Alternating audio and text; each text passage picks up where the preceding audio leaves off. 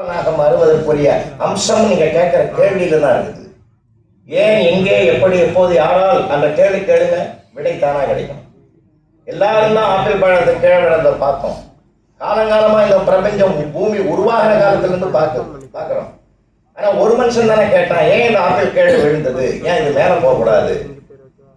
அந்த கேள்வி என்றைக்கு கேட்கப்பட்டதோ அப்பதான் பூமிக்கு புவி ஈர்ப்பு சக்தி இருக்கிறது என்ற விடை கண்டுபிடிக்கப்பட்டது. ஆனால் அதற்கு முன்னாலேயே அந்த ஆன்சர் இருக்கு.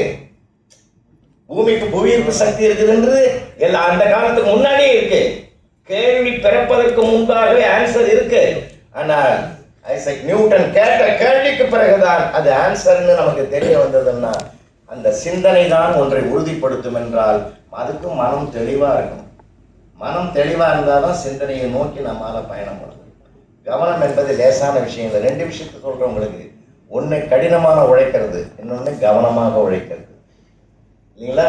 கடினமாக 24 hours படிப்போம், அவன் தான் லாஸ்ட் ரேங்காக இருப்பான். இல்லையா? சும்மா சில மணி நேரம் படிப்பான், அவன் தான் ஃபர்ஸ்ட் ரேங்கில் வந்து நிற்பான். அதுலேயும் பார்த்தீங்கன்னா அந்த பெண் பிள்ளைகள்லாம் டாப் ரேங்க் அதுதான் இருக்குது. நானே ஒரு பையனை கேட்டேன், +2லையும் 10லையும் காலேஜ்லையும் மெடிக்கல் எல்லாத்துலேயுமே டாப் 10 ரேங்க் பெண் பிள்ளைகளாக வருது, நீங்கள் ஏன்டா வரலன்னு. இல்லைங்க சார், ஒரு 50 வருஷமாக பின்னோக்கி இருந்த சமுதாயம் முன்னேறட்டம்னு விட்டு கொடுத்துங்கிறாங்க. பரவாயில்லை, இதையாவது சொல்லி சமாளிக்கிறிய, ரொம்ப சந்தோஷம். நான்லாம் ரொம்ப ஆசிரியர் பெருமக்களுக்கு உங்களுக்கு அன்பாக கேட்டுக்கிறேன். நான் பிள்ளைகளை ரொம்ப ரசிப்பேன் சார். அன்பு இருக்கும், கையில் அதிகாரம் இருக்கும். அதிகாரத்தை கையில் எடுப்பதை விட அன்பை கையில் எடுத்தவன் நான். காரணம் என்ன தெரியுமா? அதிகாரம் ஒரு காலத்தில் நம்மை தோல்வி பாதைக்கு அழைத்து கொண்டு போய்விடும். அன்பு மட்டும்தான் வெற்றி பாதையை நிரந்தரமாக்கி கொள்ளும் என்பதனால் பிள்ளைகள் இடத்துல ரொம்ப நம்ம அன்பாக போகும். அவனோட பாசமாக பேசுவேன், பாசமாக தட்டி கொடுப்பேன், ஊக்கப்படுத்துவேன். அவன் எது எழுதினாலும் ரொம்ப ரசிப்பேன். அவன் அதுக்கும் பயங்கரமாக எழுதுவான். அந்த மாதிரி சிந்திக்கிறவன்னு எங்கள் உலகத்திலேயே பார்க்க முடியாது.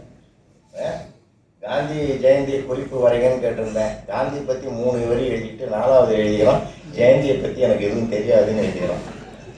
நீங்கள் எல்லாரும் அவனை அடிக்கணும்னு நான் விரும்புவீங்க. நான் அவனை அரவணைச்சி இவ்வளோ விளக்கமாக காந்தி பற்றி எழுதியிருக்கேடா, ஏன்டா கொண்டாந்து ஜெயந்தியை பற்றி இப்படி பிரச்சனை ஆகிட்டேன்னு. தெரியல சார், அதெல்லாம் தெரியலன்னா விட்டுட்டு அப்படியே கொஞ்சம் பண்பாக கொண்டாந்து அன்பாக சொன்னோம்னா அடுத்த தடவை தவறு செய்யணும். ஏன், அது பிள்ளைகளுடைய வாழ்க்கை. ஏதாவது சமீபத்தில் கூட லஸ்ஸி விநாயகர் கோயில் பிள்ளையார் சேர்த்து அன்றைக்கி நான் பிள்ளையாரை கும்பிட்டு போனோம்.